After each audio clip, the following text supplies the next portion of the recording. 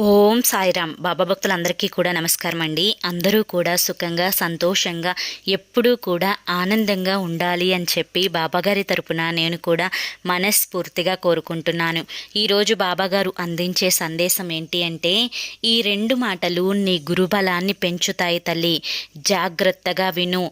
ఇవి నీకు భవిష్యత్తులో చాలా ఉపయోగపడతాయి బిడ్డ. ఈ కాలంలో పచ్చటి సంసారంలో నీళ్లు పోసేవారి కంటే నిప్పులు పోసేవారే ఎక్కువ మంది ఉన్నారు. కనుక అటువంటి వారి విషయాలలో జాగ్రత్తగా ఉండు. నీ వాళ్ళే నిన్ను వెన్నుపోటు పొడిచే కాలం అనేది ఆసన్నమైంది. కనుక నీ వాళ్ళతో కూడా చాలా జాగ్రత్తగా ఉండాలి. ఇంతో అంతో తెలివితేటలున్న వారితో వాదించు. ఓడిన జ్ఞానం అనేది వస్తుంది. అజ్ఞానులతో మాత్రం వాదించకు.